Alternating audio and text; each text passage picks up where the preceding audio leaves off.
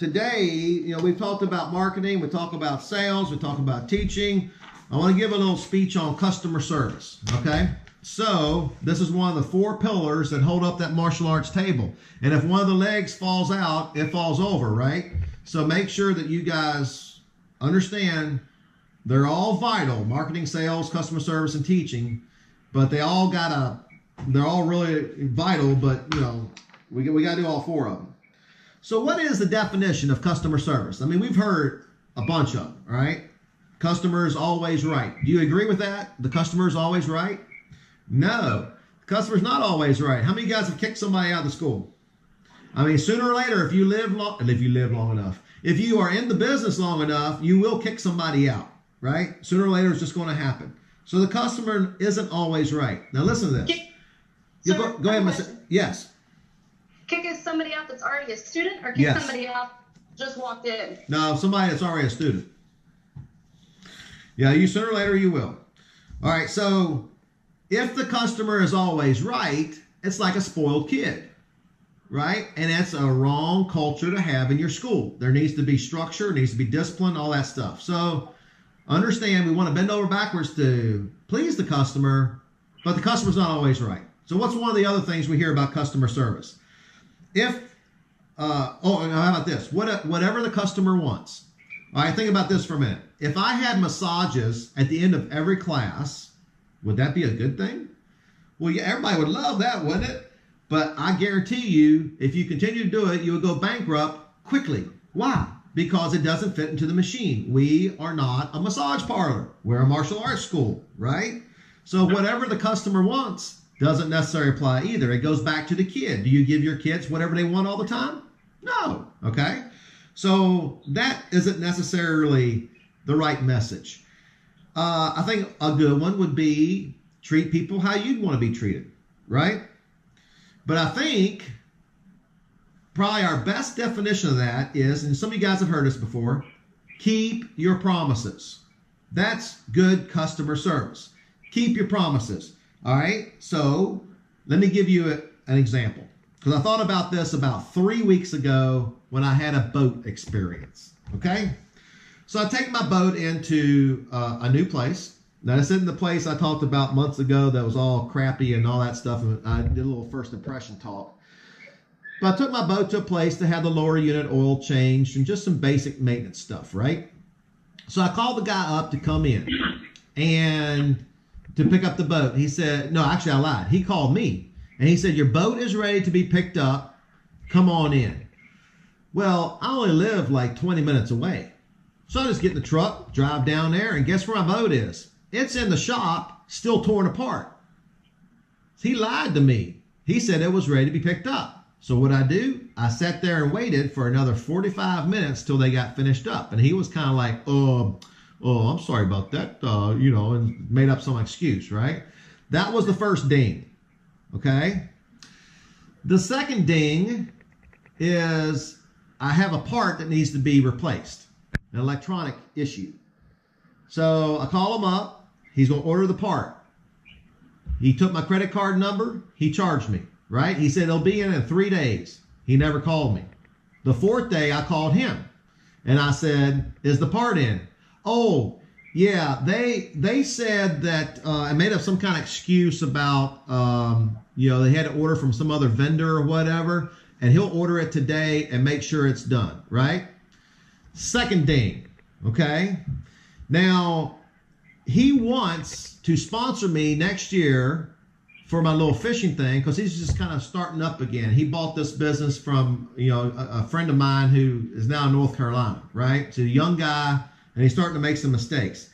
Now, that, in my mind, is like, uh-oh. The third ding happens when he says, okay, the part's in. I have I have a spot for you on Tuesday. And I was in the middle of something. I said, all right, I'll call you back here in a little bit. And I said, let's plan on it. I'll drop it off Tuesday morning. So I called back to confirm, because in our business, it's all about follow-up, right? So I called back to confirm, and next thing I know, he says, Tuesday doesn't suit. Can you drop it off Wednesday morning? So he didn't reserve my spot, in other words, okay? Now, long story short, do I want to refer him for other people's business.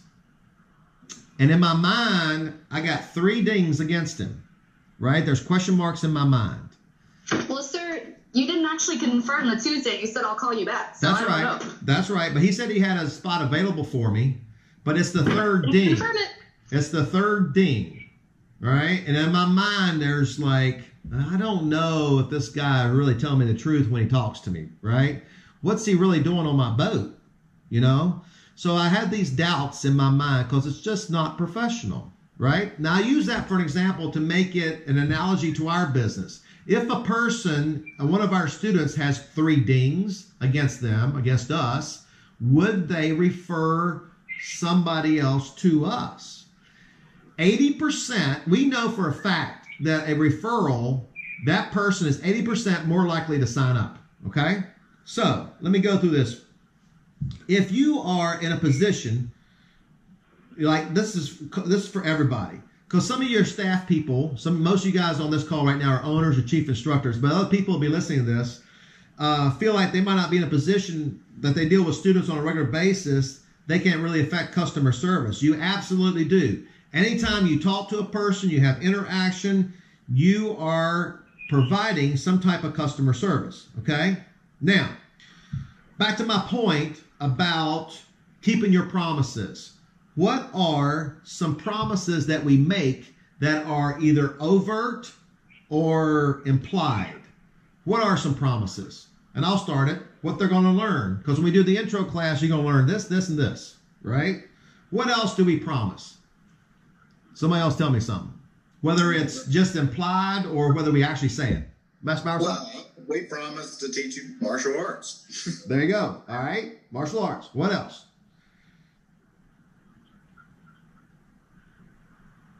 Master Panya. When we say that we're going to order their equipment and when it's going to be in, make sure it's in. Retail. Retail's a big one. And I'm going to use that for an example later. Okay, good. All right. What else? What about billing? Your billings will come out on this date and blah, blah, blah, blah, blah. Right? And it always happens to the nicest people. Master Buyer Socks will tell you this. Years ago, we used this lady in Florida, and the acronym for her company was ICANN. Was it Stephanie? I can't remember her name. Stephanie, yes. And every month there was a mess up on somebody.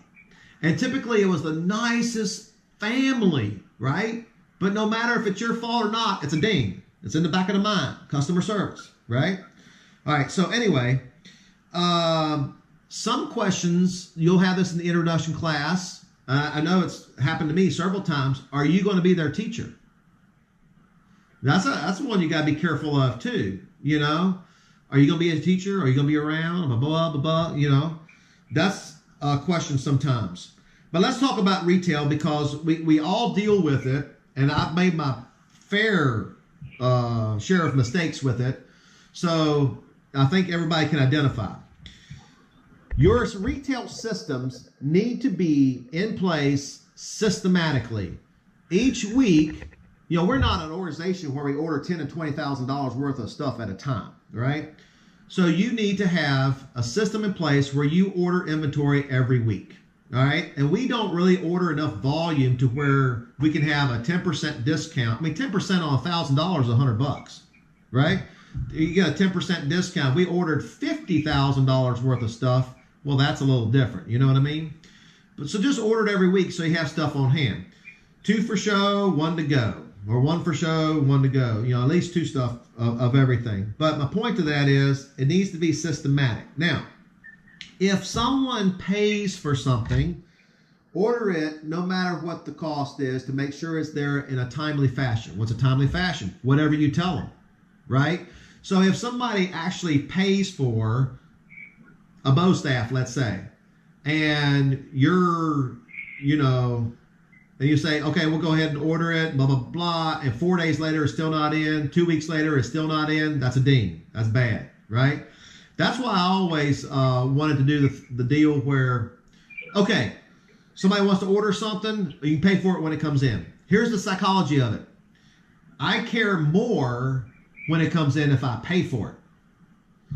I still care if you told me when it's going to come in. I still care, but psychologically, if I put my money and I've already paid for it, I want it. You know what I mean? It's a different psychology there, okay? So I would rather just go ahead and order it and they pay for it when it comes in, okay? But that way it should come in every week, all right? And you're not beholden to it. Just make sure it's written down, doesn't fall through the cracks. And it will fall through the cracks. And we've had stuff back ordered. That's what makes us look bad. You know, stuff that are back ordered, stuff you just can't help. You know, I completely forgot about it, you know, and I make up some excuse, right? Stuff's going to happen. But the system needs to be in place so that's a consistent inventory thing, because I believe probably retail is where you get your most consistent dings. You know what I mean? Billing will mess up from time to time. You know, activities or different things will be miscommunicated, stuff like that. But retail just goes on all the time. And so I think that's where you get your most dings. But just make... Can I jump in there? Go ahead. Like with retail too, we're not a retail store. So Right. it is going to be where you get your most dings, is because we just don't sell retail like t-shirts every day. Right. That's exactly right. You know, so it's something that really needs to be on the Monday checklist or Thursday checklist, however you guys do it, you know, so it just doesn't fall through the cracks.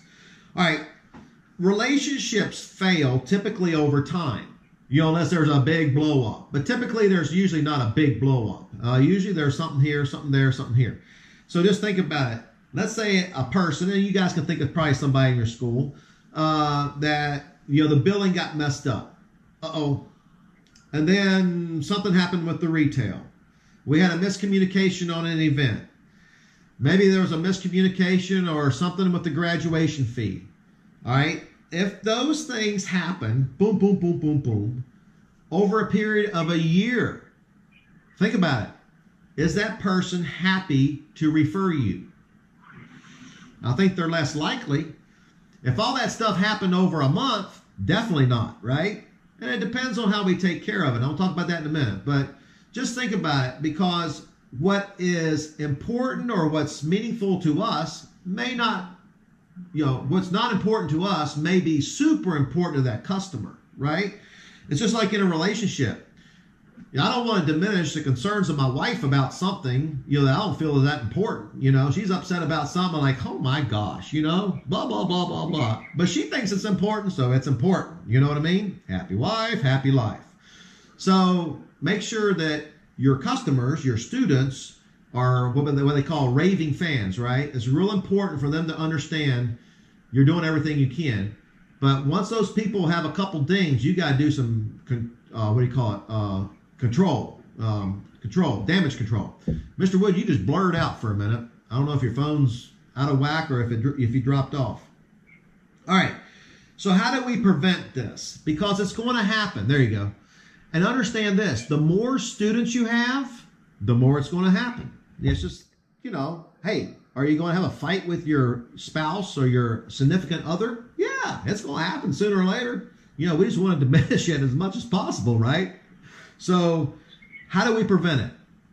We know clear communication. So I was watching one of Mr. Wiegert's videos a while back, and he was talking about communication, and he pulled one of his staff members aside, and he said this. He said, so am I not clear on my goals? And the staff member goes, you could be more clear. And, you know, in his mind, he's like, I'm absolutely clear. Now, Master Caponi will tell you, and Mr. Drury too, I mean, he worked for me for a while, and Miss Earhart too. What I say, I think, and I know for a fact that everybody got that. 2 days later, apparently they didn't, right? I thought I was clear, but sometimes it just don't come across, right?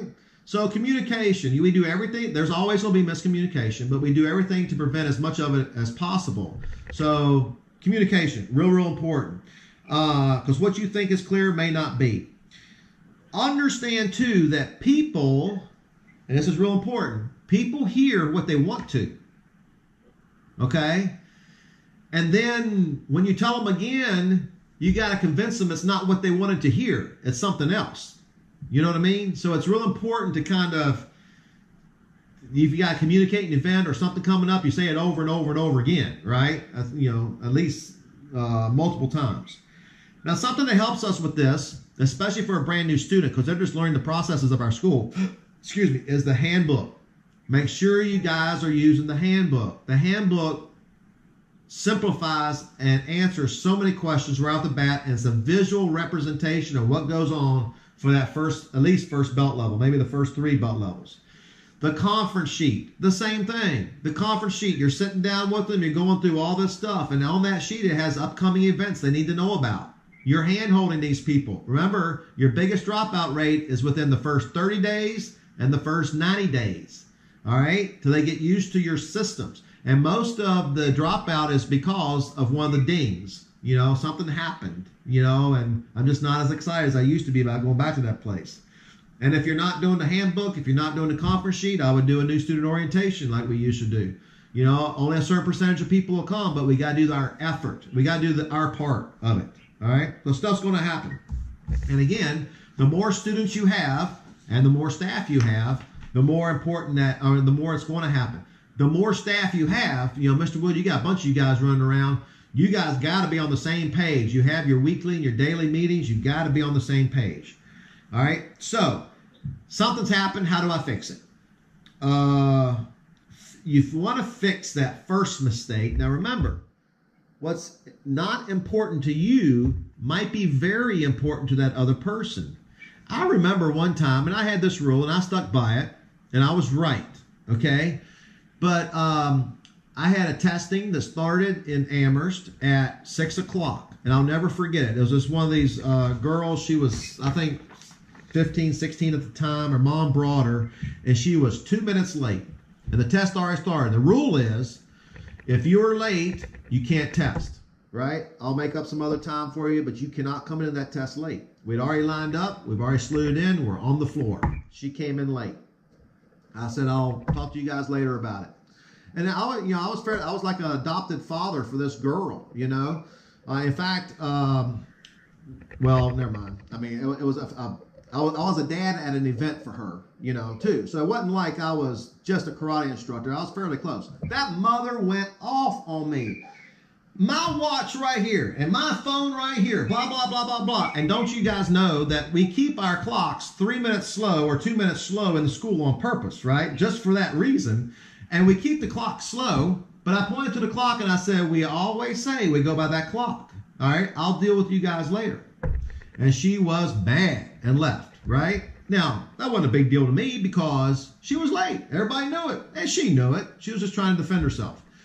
But later on, I forget exactly what I did, but I, kind of made up with her, so to speak, right? I didn't bend the rules or fall over backwards, but I said, I'm just so sorry you guys were late. And I forget exactly what I did. I didn't give them a t-shirt or anything like that, but I was very humble. You know what I mean?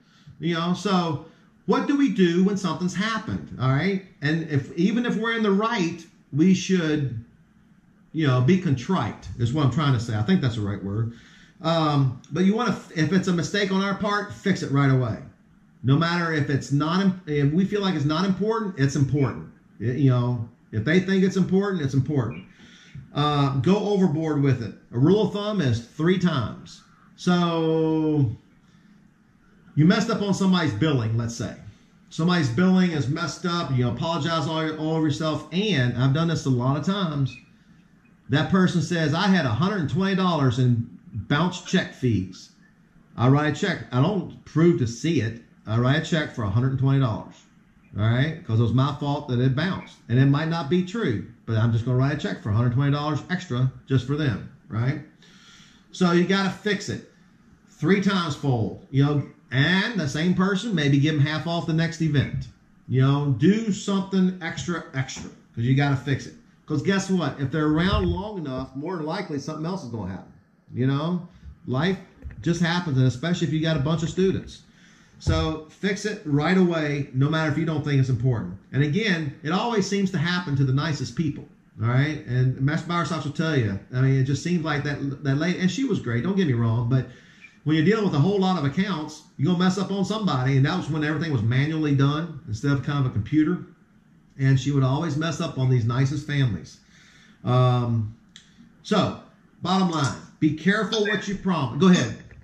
I'd have to say it was always embarrassing for me. Oh, yeah. With that. I'm thankful for Rainmaker and that type of billing, or where even through our bank when we do an ACH with a check, it's that day every time. And we've never had a mistake since then. Yep. Yeah, Rainmaker is awesome. I love that.